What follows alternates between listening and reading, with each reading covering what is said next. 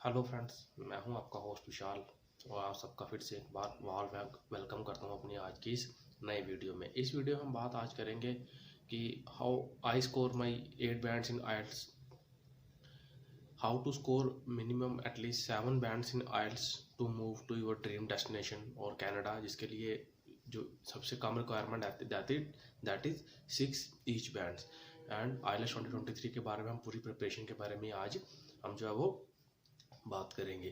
So without wasting any time let start our video. But हाँ, उससे पहले थोड़ी सी रिक्वेस्ट है कि जो भी मेरी वीडियो आज पहली बार देख रहे हैं, kindly subscribe my channel, like this video and also share it. तो आज चलो हम अपने बेसिक्स पॉइंट की तरफ चलते हैं। सबसे पहले देखते हैं कि हमने आइल्ट्स की प्रिपरेशन किस तरीके से करनी है। सबसे पहले आप सबको पता है कि आइल्ट्स में जो है वो 4 मॉड्यूल्स होते हैं। हम अब सारे मॉड्यूल्स को एक एक करके डिकोड करते हैं और उसकी हमने प्रैक्टिस किस तरीके से करनी है ताकि हम अपना जो ड्रीम बैंड स्कोर उसको अचीव कर पाएँ। सबसे पहले हम आते हैं लिस्निंग के बारे में। लिस्निंग जो है वो सबसे इजी मॉड्यूल है और इसमें आप इजीली अपने 7.5 या 8 या 8.5 बैंड स्कोर कर सकते हो। बट उसके लिए आपको कुछ ट्रिक्स जो है वो आनी चाहिए। आपको कुछ ट्रिक्स जो है वो आनी चाहिए। सबसे पहले आपने क्या करना है, जो आइलेट्स लिसनिंग की प्रैक्टिस करनी है उसको डेली प्रैक्टिस करना है। और हाँ, अगर आपने पहले देखना है कि आपके जैसे आप 2 से 3 मॉक टेस्ट दोगे, बिल्कुल एग्जाम वाला माहौल बना के आपने एग्जाम देना है। देखना आपके उसमें बैंड्स कितने आ रहे हैं। अगर आपके 35 से ऊपर बैंड्स आ रहे हैं तो फिर आपको ज़्यादा, अगर 35 से ऊपर आपके क्वेश्चंस ठीक है, फिर आपको ज़्यादा कुछ करने की नीड नहीं है। देन आपको नॉर्मल प्रैक्टिस करनी है और जाके एग्जाम दे देना है। बट अगर आपके बैंड्स कम आ रहे हैं तो फिर आपने देखना है कि आपके बैंड्स कौन से सेक्शन में कम हो रहे हैं। जैसे अगर आपके पहले 2 सेक्शन में बैंड जो क्वेश्चन है पूरे ठीक हो रहे हैं, 2022 क्वेश्चन आपके पूरे ठीक हो रहे हैं, फिर आपने उसको छोड़ना नहीं है। लास्ट के 2 जो पार्ट्स उन पे फोकस करना है। बट अगर आपके पहले 2 में ही क्वेश्चन गलत हो रहे हैं, फिर आपने पूरा आइल्ट्स भूल जाना है, लास्ट के 2 सेक्शन ही भूल जाना है। स्पीकिंग लिसनिंग के सिर्फ आपने अपने पहले 2 पार्ट्स पे ही फोकस करना और आपने उसकी बार बार प्रैक्टिस करते रहें जब तक आपके उसमें पूरे क्वेश्चंस ठीक नहीं होते। आपको उसमें 20 से 20 क्वेश्चन पूरे ठीक करने ही करने हर हालत में। ताकि लास्ट के 2 कंबाइन करके इसमें अगर 2-3 गलत भी हो तब भी चल जाएगा। बट आपने क्या करना है कि आप स्टार्टिंग क्वेश्चन गलत नहीं होने दे सकते आपके, क्योंकि वो क्वेश्चन थोड़े रिलेटिवली ईजी होते हैं और उसमें आप अपने जो बैंड्स को इजीली स्कोर कर सकते हो। आपने उसकी बार बार प्रैक्टिस करनी है जब तक आपके पूरे 20 क्वेश्चन जो ठीक नहीं होते। जब वो ठीक हो जाएंगे देन आप 3rd या 4th पे जाओगे। और उसके बाद एक चीज़ और कि आपने जब भी लिसनिंग करनी है प्रॉपर फोकस से करनी है, प्रॉपर फोकस करके ही लिसनिंग करनी है, कंसंट्रेशन बना के करनी है। ये नहीं कि आप किसी से बातें कर रहे हो उधर आप साथ में लिसनिंग कर रहे हो, ऐसा नहीं करना। आपने प्रॉपर फोकस के साथ लिसनिंग करनी है। जब आपके पहले 2 पार्ट ठीक हो गए देन आपने 3rd और 4th पार्ट की तरफ मूव करना है। देखो बच्चे, जो हम ट्रिक्स देते हैं, मैंने पिछली मेरे कुछ वीडियोस भी यहाँ आप लिसनिंग का बैंड किस तरह इंप्रूव कर सकते हो आप सुन सकते हो, उसका लिंक मैं डिस्क्रिप्शन में डाल दूंगा। बट हर किसी का अपना एक तरीका होता है, हर किसी का अपने एक समझने की शक्ति होती है। तो उसके लिए आपको कंटिन्यूस जो है वो प्रैक्टिस करनी पड़ेगी। अगर आपके बैंड्स जो है रिड्यूस हो रहे हैं, अगर आपके क्वेश्चन कम ठीक हो रहे हैं या गलत ज़्यादा हो रहे हैं, तो आपको उसके लिए कंटिन्यूसली प्रैक्टिस करनी पड़ेगी, तभी आप अपने बैंड स्कोर को इम्प्रूव कर सकते हो। अदरवाइज आपका बैंड स्कोर इम्प्रूव नहीं होगा। या फिर आप ये देखो कि आपका लिसनिंग के कौन से मॉड्यूल में जो क्वेश्चन सबसे ज़्यादा वो गलत हो रहे हैं, कि कौन से क्वेश्चन टाइप्स में, मल्टीपल चॉइस में हो रहे हैं, 1 वर्ड में हो रहे हैं, या फिर आपके फिलिंग द ब्लैंक्स में हो रहे हैं, कि जो कॉलम मैचिंग उसमें हो रहे हैं। जो आपका क्वेश्चन सबसे जिसमें गलत हो रहे हैं, जिस क्वेश्चन में, आप उसकी प्रैक्टिस जो है बार बार करो, उसको इम्प्रूव करने की कोशिश करो। मैंने उसके हर एक टाइप के वीडियो डाली हुई है, उसको जाकर देख सकते हो, link is in the description, जिससे आपको काफ़ी ज़्यादा बेनिफिट होगा। बट हाँ, मेन यही है कि आपको उसके लिए बार बार प्रैक्टिस करनी पड़ेगी। और हाँ, आपने अगर आप लिसनिंग की प्रैक्टिस कर रहे हो तो आपने उसको हमेशा हेडफोन लगा के ही लिसनिंग की प्रैक्टिस करनी है। आपने ये नहीं करना कि आप मोबाइल के स्पीकर पे कर रहे हो या ऐसे स्पीकर लगा के कर रहे हो, वो नहीं करना। आपने प्रॉपर हेडफोन लगा के और प्रॉपर कंसंट्रेशन के साथ बैठ के प्रैक्टिस करनी है, और वहाँ करनी जहाँ पे आपका कोई डिस्टर्बेंस ना हो रही हो। अगर डिस्टर्बेंस होगी तो आपका वो फोकस खराब करेगी और वो आपको जाके चीज़ आगे किस्मत तंग करेगी आपके एग्जाम में, और तब भी आपका फोकस जो है वो नहीं बन पाएगा। और आपने हफ्ते में कम से कम 1 से 2 बार क्या करना है कि जो लिसनिंग है उसको पूरे मॉक टेस्ट में करना है। मतलब जब 3 या 4 मॉड्यूल आपने इकट्ठे करना है कि आप 3 घंटे कम से कम बैठ भी सको एक जगह पे, क्योंकि आइल्स का जो एग्जाम है वो 3 घंटे का होता है और उसमें बैठना भी बनता है, उससे भी कई बार एग्जॉस्ट हो जाता है। तो आपने उस चीज़ का भी ध्यान रखना है। तो ये था लिसनिंग के बारे में। नेक्स्ट मॉड्यूल आता है हमारा स्पीकिंग। अब स्पीकिंग या वो मॉड्यूल है जिसमें हमें काफ़ी ज़्यादा हम अफ्रेड होते हैं, बिकॉज उस टाइम पे हमें 1-to-1 क्या करना होता है, इंटरव्यू देना पड़ता है अपने एग्जामिनर को। तो हम स्पीकिंग किस तरह इंप्रूव कर सकते हैं? सबसे बेस्ट, अगर आप लकी आपके पास आपका फ्रेंड है या और कोई है जिससे आप जो आपको इंग्लिश स्पीकिंग की प्रैक्टिस करवा सके, तो वेल एंड गुड, आप उससे इंग्लिश में बात कीजिए, तभी आपकी जो फ्लुएंसी है वो इम्प्रूव होगी। अगर ऐसा नहीं है तो जो आपके बहन भाई हैं, ब्रदर सिस्टर हैं, वो तो इस चीज़ के लिए मानेंगे नहीं कि वो आपको इंग्लिश की प्रैक्टिस कराएं स्पीकिंग की। तो पेरेंट्स तो नहीं होते, किसी किसी के पेरेंट्स अगर हैं उनको इंग्लिश आती है, आप उनसे इंग्लिश में बात कर सकते हो, वेल एंड गुड। बट अगर आप इतने फॉर्चुनेट नहीं हो, आपके पास इतने ऑप्शंस नहीं है, आप खड़े होकर शीशे के सामने भी इंग्लिश बोल सकते हो। बट आपने उसमें एक चीज़ का ध्यान रखना है, जब आप शीशे के सामने इंग्लिश बोल रहे हो, अब आप बार बार बोलोगे, आपको पता नहीं चलेगा आप गलती क्या कर रहे हो। आपने उसके लिए क्या करना है कि ऑडियो रिकॉर्डर साथ ऑन कर लेना है, आपने बोलना है, उसको रिकॉर्ड करना है, फिर उसको खुद ही सुनना है, फिर उसमें अपनी गलतियां ढूंढनी कि आप गलती क्या निकाल रहे हो, गलती क्या कर रहे हो, और नेक्स्ट टाइम आपने उस गलती को इम्प्रूव करना है। और नंबर 2, उसके लिए आप क्या कर सकते हो, अपनी 2 चीज़ों को आपकी स्पीकिंग में इंप्रूव होनी चाहिए, पूरे आइलेट्स में आपको हेल्प करेंगी। One your vocabulary, second your grammar. Vocabulary के लिए आप क्या कर सकते हो, अपना इंग्लिश की जो वोकैबुलरी है उसका दायरा जो बड़ा कर सकते हो। उसके लिए आपको सिनोनिम्स सीखने पड़ेंगे, फ्रेजेस सीखने पड़ेंगे। मैंने सिनोनिम्स की भी और फ्रेजेस की वीडियो भी डाली है, लिंक डिस्क्रिप्शन में मिल जाएगा, जाके देख लेना। वो ऐसे सिनोनिम्स हैं, सिनोनिम्स क्या होते हैं कि एक मतलब के कई वर्ड्स होते हैं, वर्ड डिफरेंट होंगे, मीनिंग उनका सेम रहेगा। तो आपने भी वही चीज़ करनी है कि डिफरेंट डिफरेंट मीनिंग्स वाले वर्ड जो कुछ सीख लेने हैं, ताकि आप जो कॉमनली यूज होते हैं, आप बार बार वर्ड रिपीटिशन नहीं करोगे, वर्ड रिपीटिशन से भी बैंड्स कम होते हैं। तो आप उसकी जगह पे क्या कर सकते हो, सिनोनिम यूज करते हो, जिससे आपका इंप्रेशन अच्छा पड़ेगा और आपके बैंड्स जो है वो डेफिनेटली इंप्रूव होंगे। तो आप मेरी वाली वीडियो देख सकते हो, उसमें आप सिनोनिम भी सीख सकते हो। अब आते हैं अपने टॉपिक स्पीकिंग की तरफ। स्पीकिंग में आपने क्या करना है, स्पीकिंग में आपने करना ये है कि आप किसी से बार बार बोल रहे हो, इंग्लिश में बात करने की कोशिश करो, या फिर आप इंग्लिश मूवीज देखो और इंग्लिश सॉन्ग्स को सुनना शुरू करो। जब आप इंग्लिश मूवीज और इंग्लिश सॉन्ग सुनोगे, तब आपको इंग्लिश का एक ओवरव्यू मिल जाएगा कि बोलने किस तरह, वर्ड किस तरह प्रोनाउंस करना, आपकी प्रोनाउंसिएशन भी क्लियर होनी चाहिए, वोकैबुलरी अच्छी होनी चाहिए, और ग्रामर भी आपकी अप टू डेट होनी चाहिए। तो इसके लिए आप इंग्लिश सॉन्ग सुनो, इंग्लिश मूवीज देखो, अपनी वोकैबुलरी को इंप्रूव करो, किसी से इंग्लिश में बात करने की कोशिश करो, या फिर शीशे के सामने खुद खड़े होकर बात करो और उसको रिकॉर्ड करके बाद में सुनो। फिर जो गलतियां आपने की होंगी उसको आप नेक्स्ट टाइम इंप्रूव करने की कोशिश करो। तो ये हो गया आपका स्पीकिंग। स्पीकिंग वैसे अगर आप प्रैक्टिस करो तो ईजी हो जाती है, बट आपको उसके लिए बड़े एफर्ट्स करने पड़ते हैं। नेक्स्ट आता है थर्ड आपका जो आता है कौन सा module, that is your writing. अब राइटिंग ला लो, हम राइटिंग कर लेते हैं। राइटिंग में आपको पता है 2 टाइप के आपको क्वेश्चंस आते हैं। पहले आपको एक रिपोर्ट लिखनी होती है जो कि 150 वर्ड्स, जिसके होते हैं 3 बैंड्स। सेकंड होता है योर एसे, जिसके होते हैं 6 band, and that is of 250 words.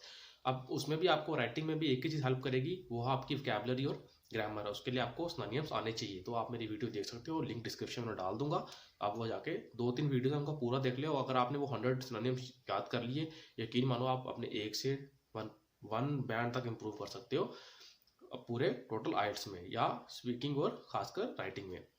तो अब मेरे इसी चैनल पे राइटिंग की वीडियोस भी पड़ी हैं, दोनों क्वेश्चंस की, दोनों मॉड्यूल्स की, आप उनको दोनों आपके जो पार्ट्स की, आप उसको जाके देख सकते हो कितने टाइप के क्वेश्चन आते हैं और आपको उस क्वेश्चन को किस तरीके से लिखना है। तो आप उसको जाके ज़रूर चेकआउट करना एक बार, आपको यकीन मानो ज़रूर बेनिफिशियल होगी।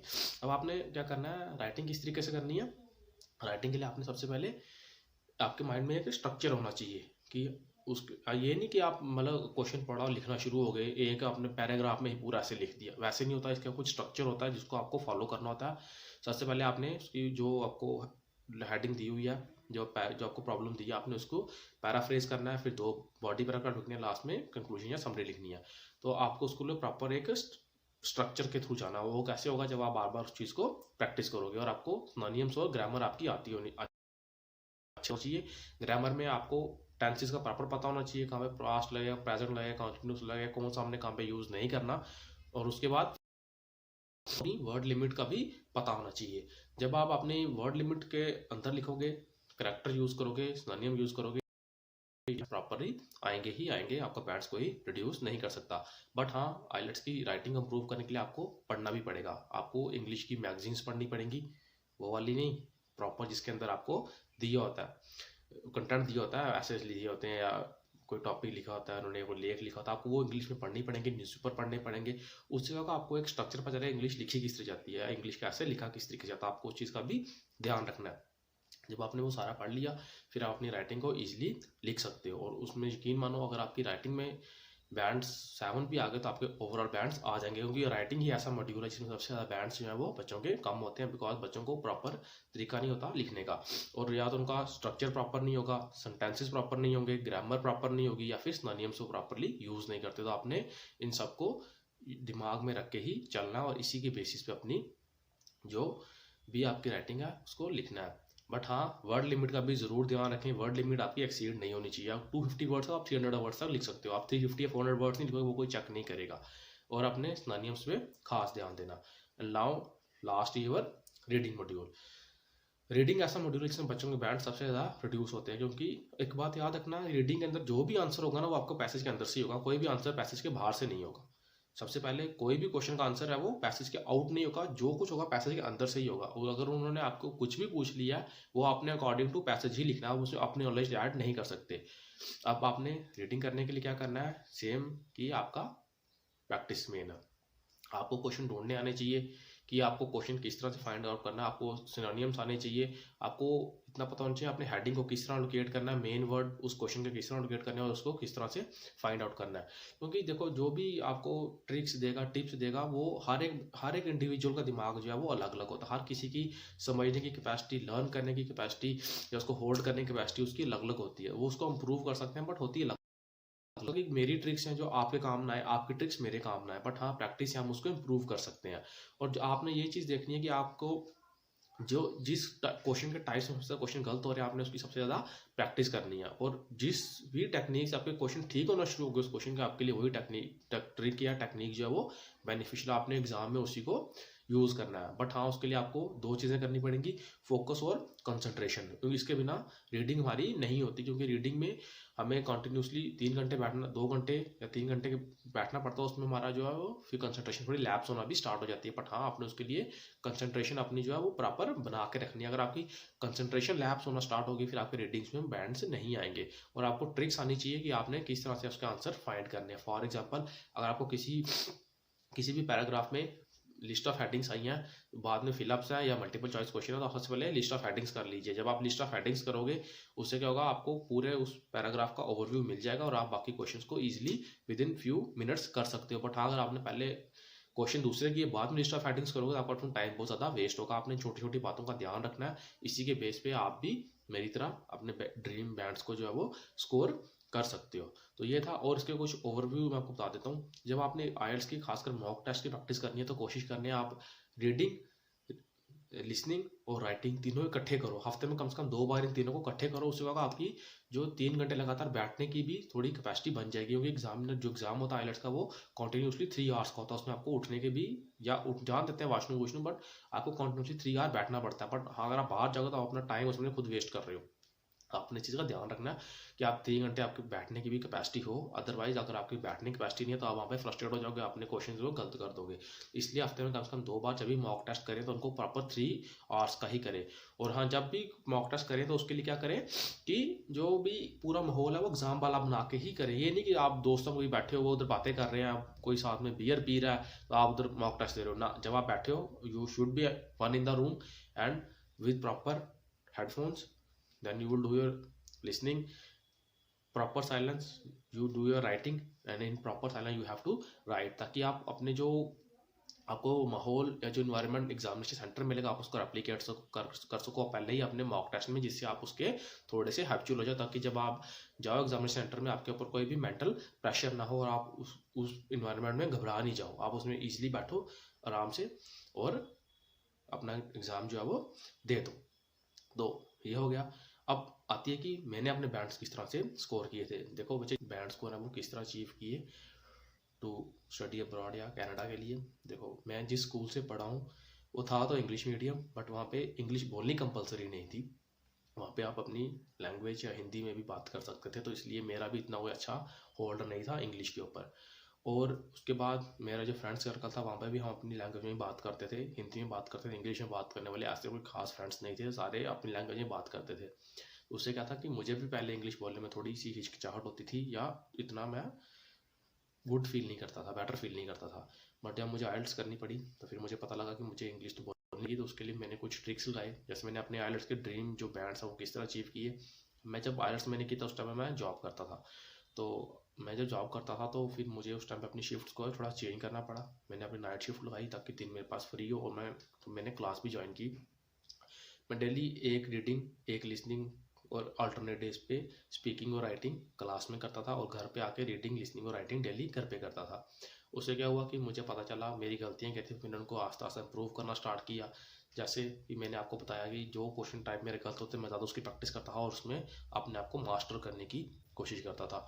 और उसके बाद जब इतना हो गया, फिर मैंने जब मेरी इम्प्रूवमेंट स्टार्ट हुई, फिर मैंने क्या किया कि और थोड़ी प्रैक्टिस करना स्टार्ट की, अपने आप को और हार्ड वर्क में डाला। बट यह है कि मैं फिर इंग्लिश में बात करने की कोशिश करता था। जो मेरे फ्रेंड्स थे उनसे मैं थोड़ी सी स्पीकिंग की प्रैक्टिस भी करता था, और मैं घर पे भी शीशे के सामने खड़े होकर रिकॉर्डिंग करके अपने इंग्लिश बोलता हूँ, उसके बाद अंडरलाइन करके उसको नेक्स्ट टाइम इम्प्रूव करने की कोशिश करता था। बट मेरा तो यही कहना है कि अगर आपको आइलेट्स में बैंड्स लेने हैं, अपने ड्रीम बैंड्स, तो आपको एक ही चीज़ है जो आप कर सकते हैं, that is your practice. Practice के बिना अगर आप प्रैक्टिस नहीं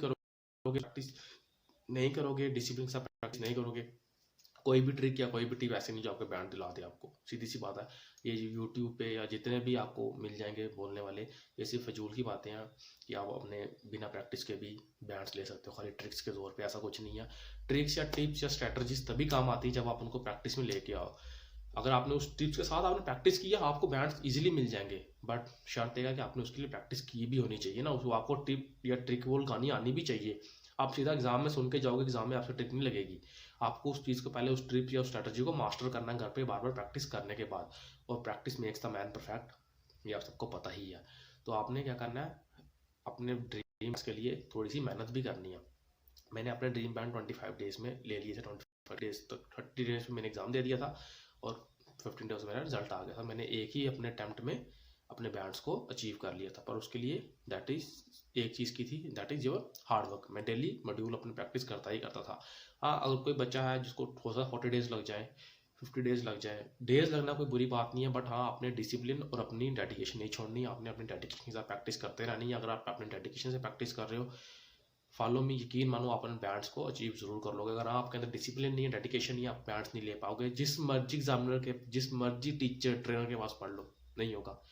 टिप या ट्रिक्स तभी काम करती है जब आप उसके साथ उसकी आप पहले प्रैक्टिस करो। अगर आपने प्रैक्टिस नहीं ना की, कुछ नहीं होगा। क्योंकि खाली ट्रिप्स या ट्रिक्स से एग्जाम नहीं निकलते, आपको उसके लिए प्रैक्टिस भी करनी पड़ती है। वो जो ट्रिक्स या टिप्स आपको यूट्यूब पे दिखाते हैं, वो उन्होंने खाली व्यूज लेने के लिए रखी होती हैं। आपको उसके साथ प्रैक्टिस करनी पड़ेगी। एक ट्रिप को कम से कम 20 बार प्रैक्टिस करना पड़ा, तभी आप उसमें जाके मास्टर हो गए। क्योंकि एग्जाम में आपको आप उसमें एक ट्रिक लगाओ चाहे 10 ट्रिक्स लगाओ, मिलना 1 आवर ही है एक मॉड्यूल के लिए। तो आपने वो कोशिश करनी है कि आप पूरा 1 आवर यूटिलाइज कर सको, और उसके लिए कॉन्टिन्यूस प्रैक्टिस करनी चाहिए। तो ये थी आज की वीडियो। अगर किसी को मेरी वीडियो अच्छी लगी हो, kindly subscribe my channel, like this video, and thank you.